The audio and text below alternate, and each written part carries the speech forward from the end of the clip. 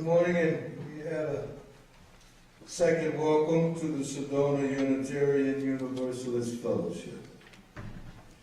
I'm also going to take a risk at being repetitive, because the words that Glenn used to open this particular gathering this morning are the ones that I use as well, because I kidnapped them from him. But first let me say I welcome you in the name of the ancestors, all those that we know, those that we do not know, and believe it or not, those who know us better than we know ourselves. Charlie Parker and Susanna alluded to it directly earlier. As I like to say, I remind you and all my friends and people I love, you did not pop out of a microwave. You are the sons and daughters of the sons and daughters of the sons and daughters of mothers and fathers, and mothers and fathers and mothers and fathers, far back as we can go. And it is on their shoulders that I stand. So I welcome you in the name of all that is sacred and whatever you hold dear. So indeed, it's an honor and a pleasure to be here. As Glenn has said, my name is Mtuaswa Anthony Johnson. I'm a third-year student at Star King Seminary in Berkeley, California. The words that he mentioned earlier, that he did speak earlier, were actually adapted from the UU congregation in Dublin, Ireland, which also is a little ironic for me, because I remember those signs that referred to Irish and black folks need not apply. So it resonates with me somewhere, but that's a story for another day. And I like to quote those. It says, because I believe it so wonderfully, we do not ask what you believe. I really want you to sit with that for just a moment. We do not ask what you believe or expect you to think the way we do. I don't know about you, but that is some pressure release. But we do ask something. Only that you try to live a kindly and helpful life. That's not asking too much, is it? Is it? No. By the way, I give you permission to respond this morning. As a matter of fact, it is criteria stuff, so play with me. Response is a wonderful thing. So again, we say welcome to all who believe that religion is wider than any sect and deeper than any set of opinions. Any. So welcome all who might find in our friendship strength and encouragement for daily living. So again, welcome. Today's sermon is entitled Beauty of Community. Beauty. I'm sure we all know, I've heard it many times, that beauty is in the eye of the beholder. So all of y'all should be jealous, because I can sit here and behold all these eyes and all this beauty, and it's a beautiful thing. So what does our friend Mr. Webster say about beauty? He defines it as a characteristic of an animal or person or a place that provides a perceptual experience of pleasure and of satisfaction or satisfaction. So it can be an object, an idea, a person, or a place, like Sedona, like this church, or I offer like maybe your heart. Speaking of hearts, I'd like everybody to take a look at this order of service that Brother Glenn put together. It's just a beautiful, beautiful piece. That picture there, which was taken by Melissa, Natalie's partner, speaks to the beauty of nature. It just takes my breath away. It's so beautiful. They took that about 7,000 feet up on the mountains on the Colorado Trail. Community. And the M. Scott Peck quote there, you see it at the top as you open that page up. When I am with a group of human beings committed to hanging in there through both the what? The agony and the joy of community. I have a dim sense that I am participating in a phenomenon for which there is only one word: glory. How often that's what we're doing right this morning. He goes on to define community as a social group of any size, whose members share something. We share a locality. We share something culturally or historic. Can be a social, religious, or political, or occupational group. And that group perceives itself as distinct from the larger society, like you use. Yeah? Yeah. So I ask the question, do you have community in your heart? Because that's where I believe it matters most. What is beauty of community? I have an offering. Asking for what you need is beauty of community. Needing one another is beauty of community. Being vulnerable. Special note to my men friends. I'm going to say it again. Being vulnerable is the beauty of community. Bringing your gifts is the beauty of community. Sharing your weaknesses is the beauty of community. Beauty is community to me. So today I'm going to model that and try and create some beauty of community by sharing my story with you, my spiritual journey, if you will. And I will also answer that question that some folks perhaps are having in their head, something along the line of, why is that dude up in the pulpit? And why is he in my face? So in the words of that great philosopher, Steve Martin, I was born a poor black child in Mississippi. And that would be a true statement. Hattiesburg, Mississippi, to be specific. A little town down there in southern Mississippi. Born in what we call the bottom. So sure enough, hood of that hooded place. Proud of that place. And I grew up on the south side of Chicago in what has been termed a tough neighborhood, the community of Inglewood.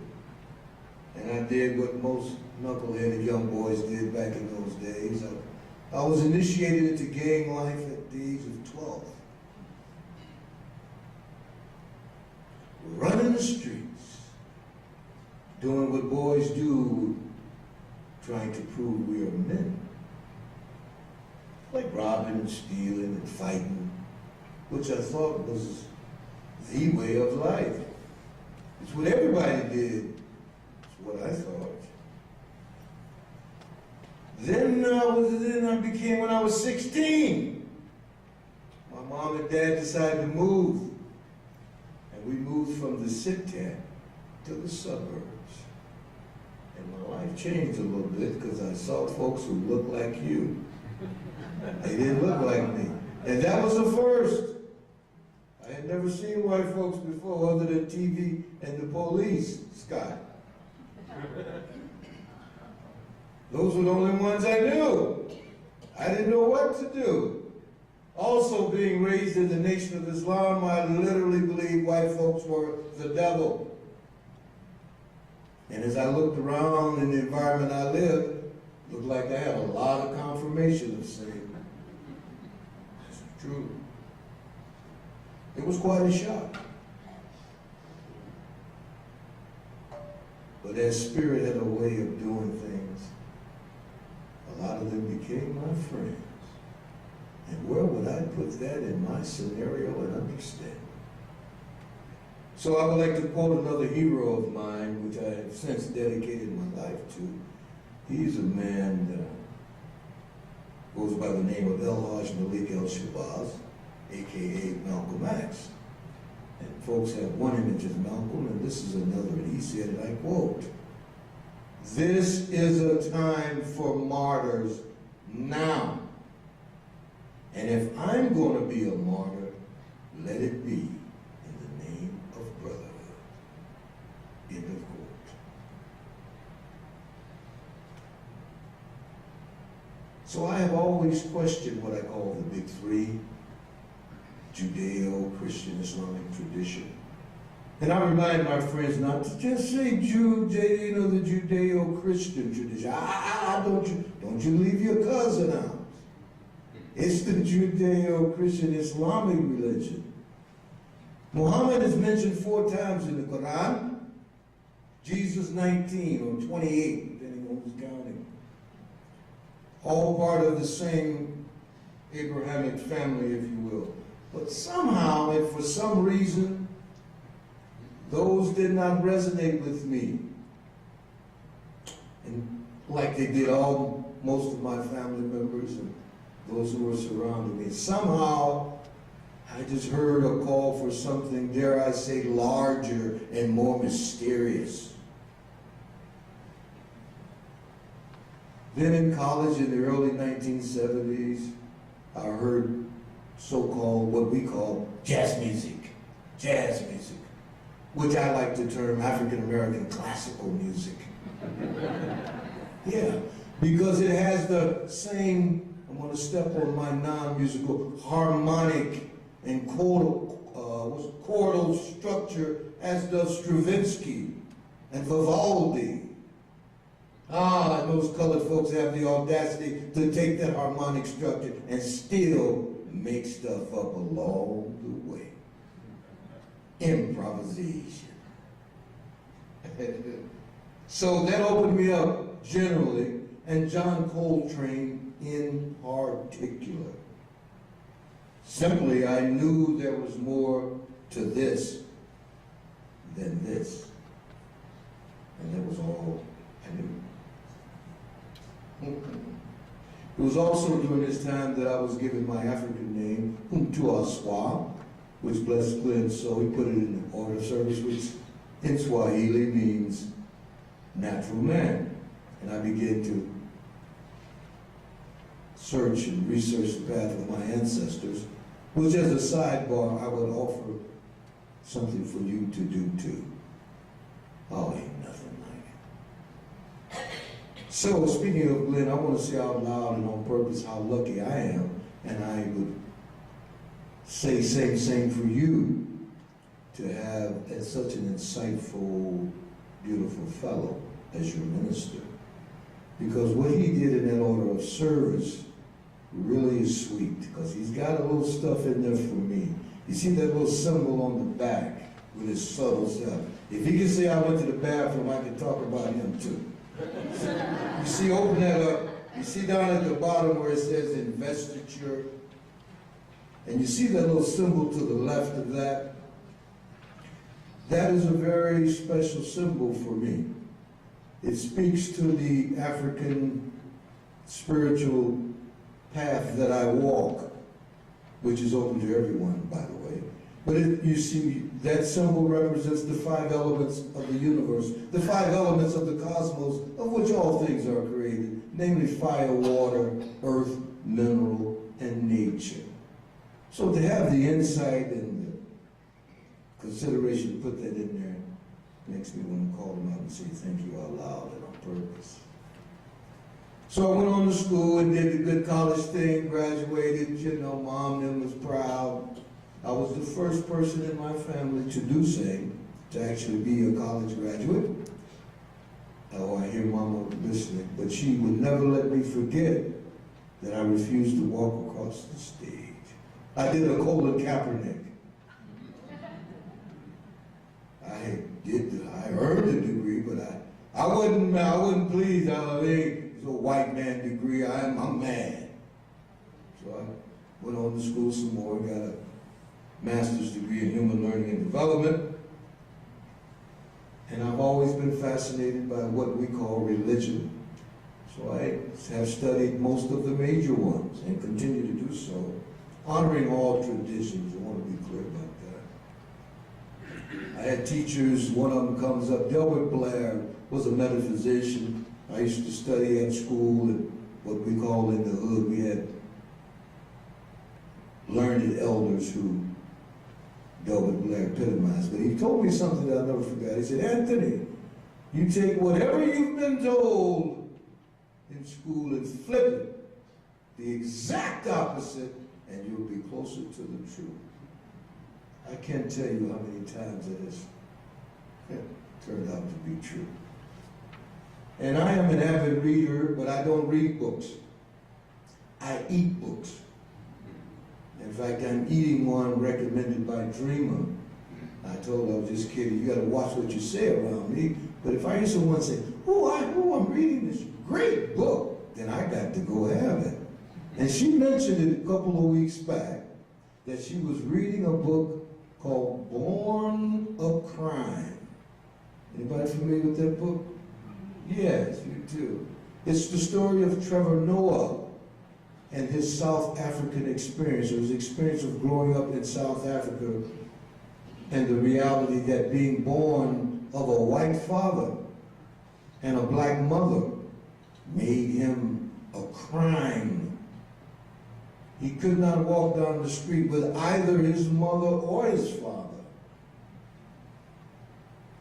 We recommend that story. And I'm also in the process of writing my memoir this year for credit at Star King. And so I'm thinking I might call mine Born a Lie. I don't think so, but that's the poet in me that talks. Born a Lie, because that speaks to my experience as African American in the United States. Born a Lie. Though it was not a crime, I offer that it is arguably has been a lie. But that's a story for another day. I hope you'll stick around for that. So some of my favorite authors, Carlos Credo Mtuaswa, Sheikh Anta Diop, some of these you might not know, Martin Prechtel, Gary Zukov, and that crazy guy Tom Robbins. We got any Tom Robbins fans? There's one, yes. So, unlike most folks, I joined the Army after that. I was 27 years old at that time. A little old for sure. But I did a Kaepernick, I did a Michael Steele when I was 18 and drafted. But Michael was a conscientious objector. I was just an objector.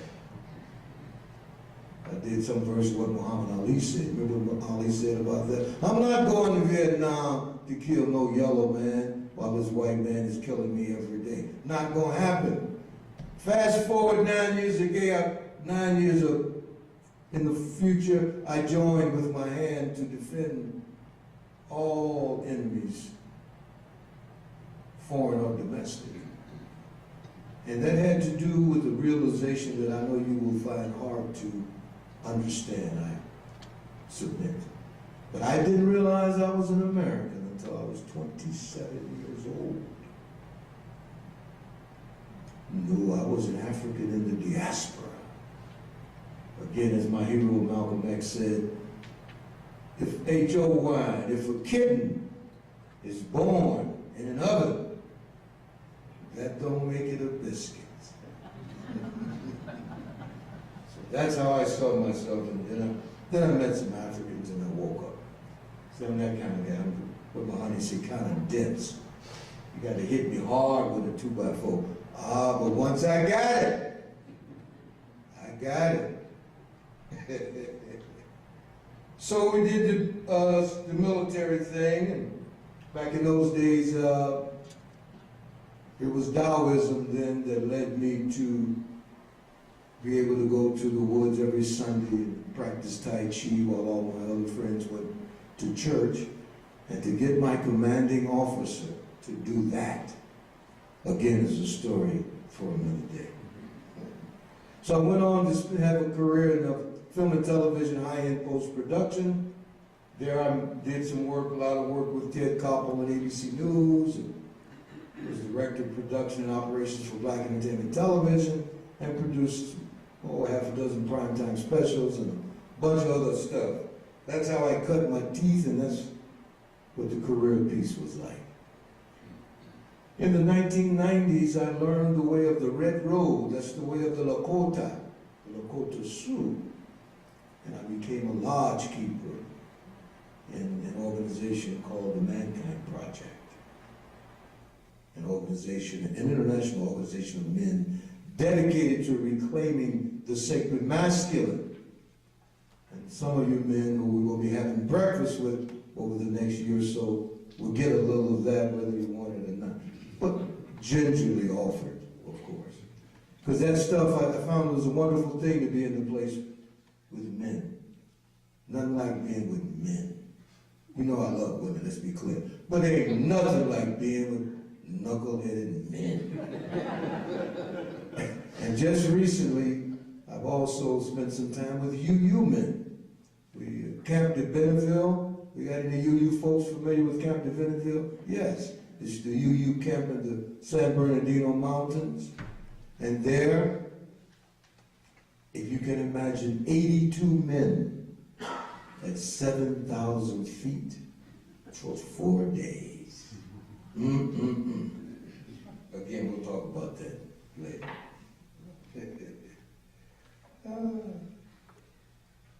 I am also the founder of something I'm very proud of. It's called Multiculti.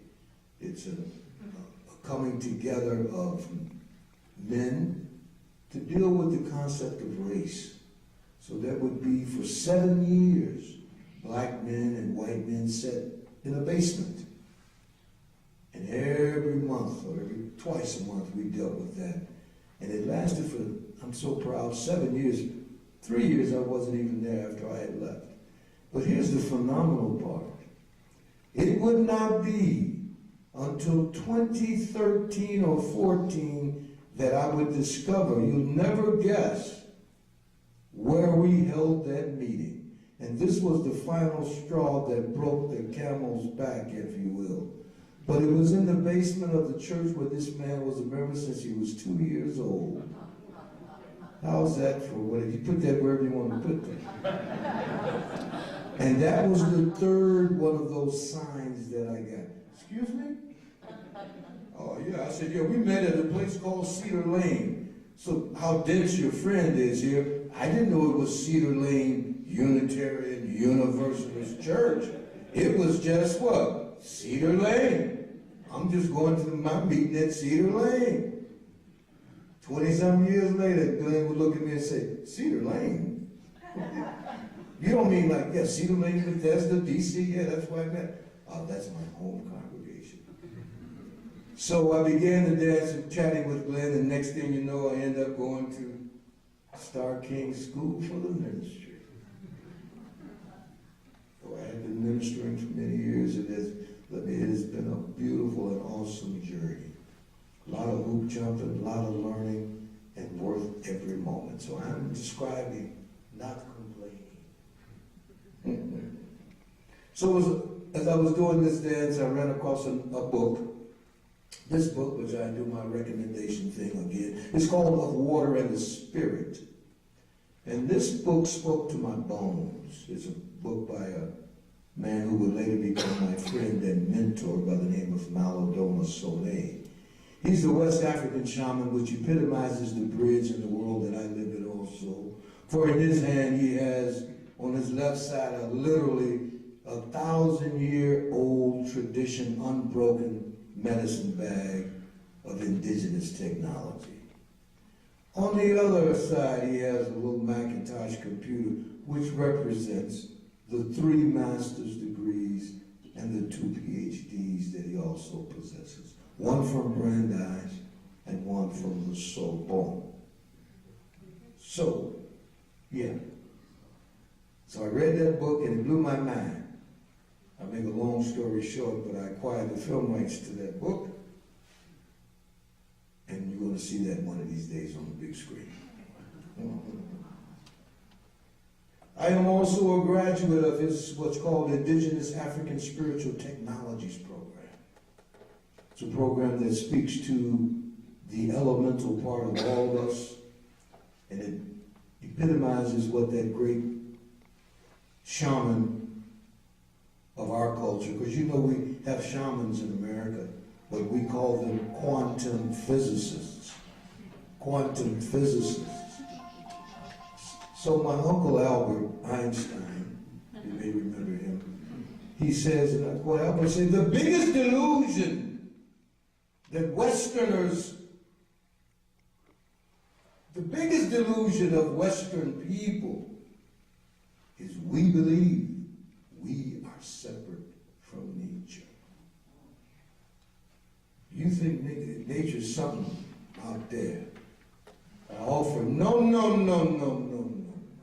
And that's what the African Indigenous technology reminds us in a very quantum physicist kind of way. That, oh no, that would also be me and you.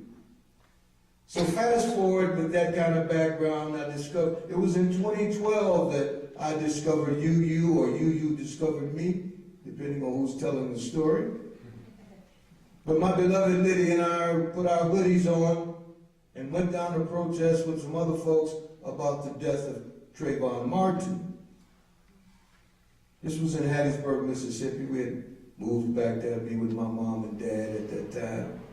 Blessed their 87, 86-year-old soul, still alive and kicking. So we were in Hattiesburg and standing in the crowd doing what folks do, and there was a man there. He had a t-shirt on. And it said something about standing on the side of love. Now, if you know Lydia, you know that that would interest her, because she's a love bunny. I got real lucky. Pure love bunny. So she struck up a conversation with the fellow, and one thing led to another, and he and his wife Rita, the man's name is Robin, and I proved he's not a figment of my imagination, because Glenn and I saw him at GA this year down in New Orleans. So this man turns to me and says, and I'll say it the way he said it, would y'all like to come to our church?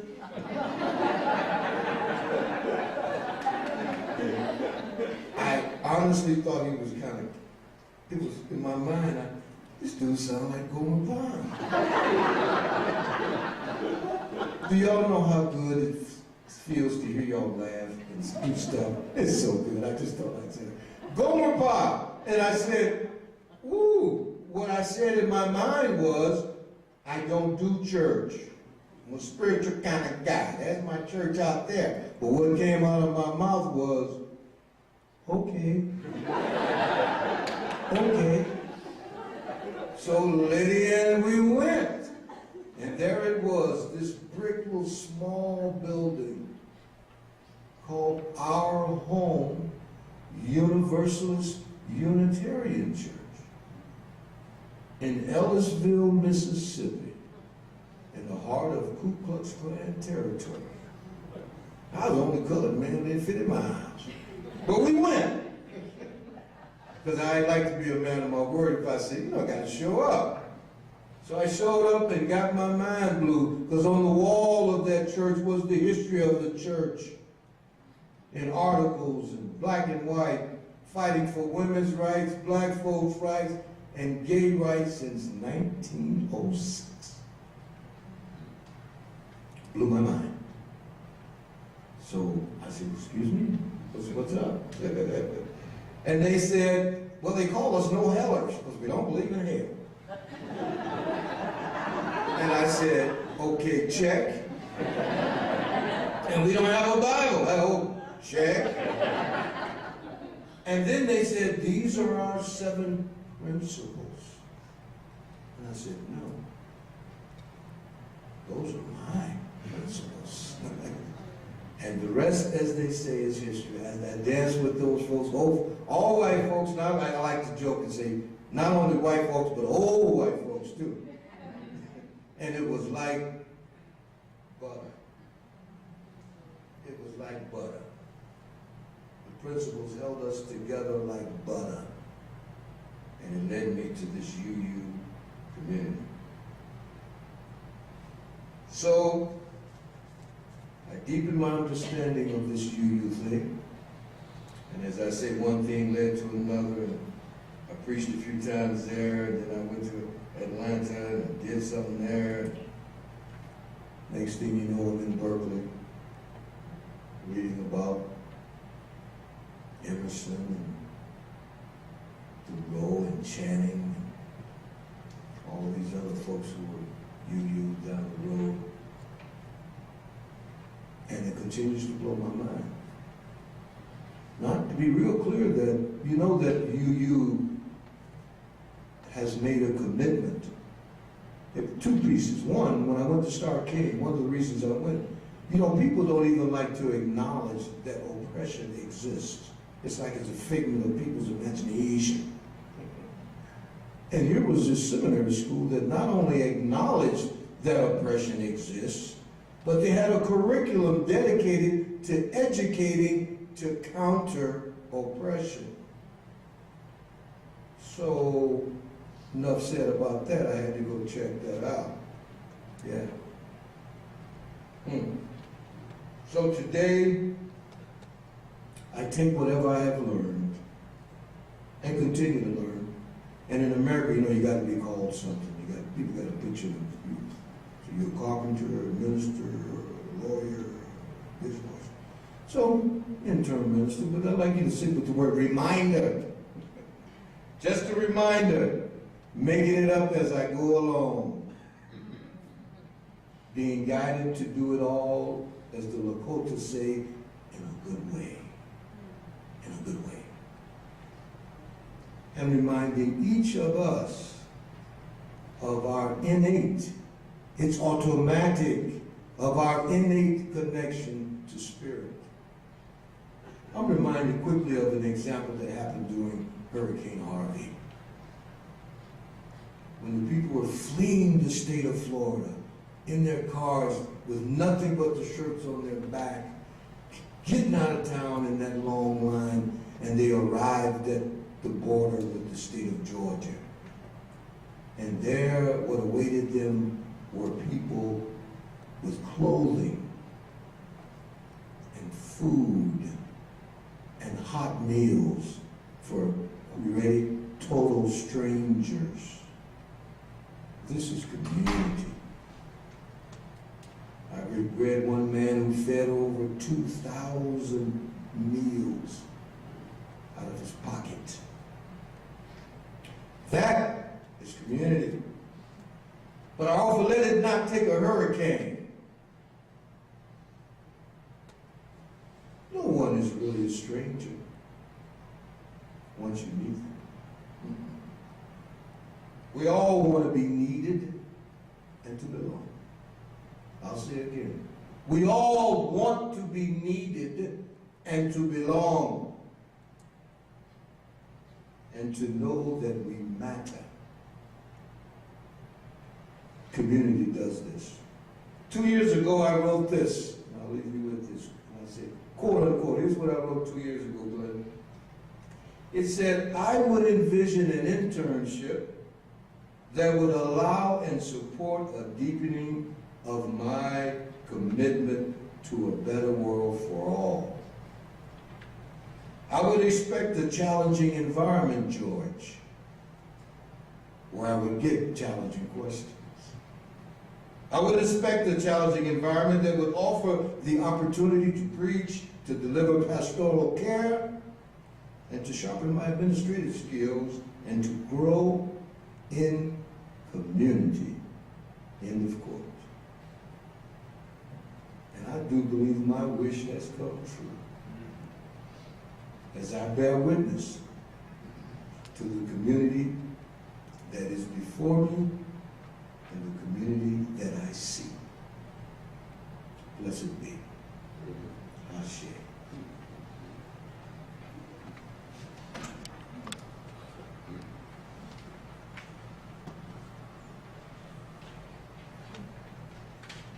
So I would ask you now to put down all your paraphernalia and accoutrement and join me in a moment of silence.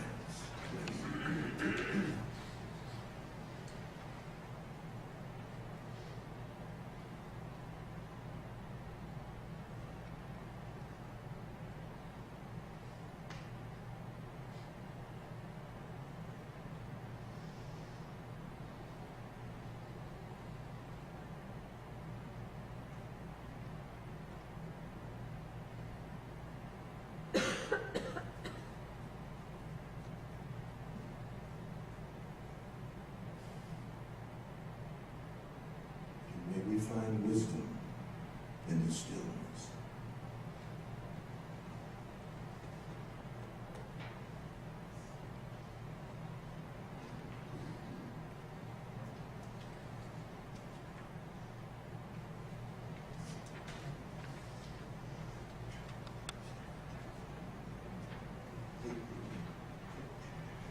For our investiture, I'd like to invite Chris Vine, the chair of the internship committee, to come forward, and Scott Robinson, the president of our congregation, to come forward.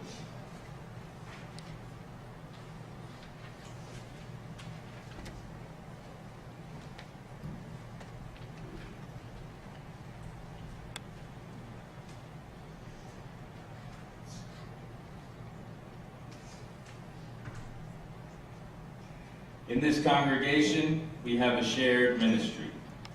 Each of us is called to embody love and justice in the world. Each of us is called to a living life of compassion for both friend and stranger. Each of us is called to fulfill our mission statement to create a more loving, just, and sustainable world. This year, we're adding an intern minister to our shared ministry. Anthony Johnson is joining us in our work to create a more loving, just, and sustainable world. Anthony will serve her congregation as he lives into his calling as a minister.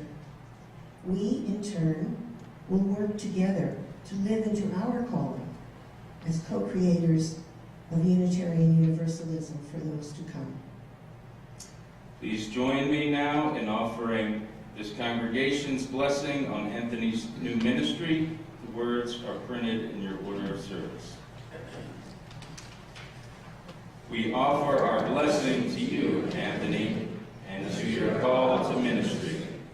Together, we will strive to create a more loving, just, and sustainable world. We will accompany each other deeper into a life of integrity and hope.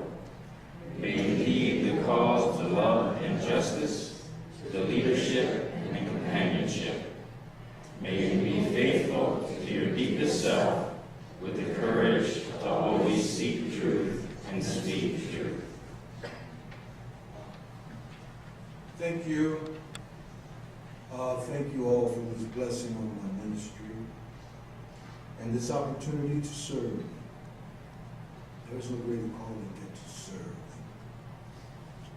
So I will do it to the best of my abilities, and I make a pledge to you to be open to learning from each and every one of you.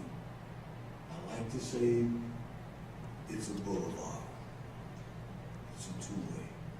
So I look forward to learning from each one of you. To act and to minister with integrity and love, to support and care for the well-being of all the members and friends of this congregation, to live and to embody our shared Unitarian Universalist principles and values. So I receive your blessing, and I offer a blessing. A blessing in gratitude as we begin on this path of partnership. Anthony, we welcome you with open hearts and open arms. Thank you for being with us. So there will be a reception after the service. So we'd like everyone to stay a bit if you have the time and greet Anthony and his lovely wife Lydia. So just stay a bit and chat.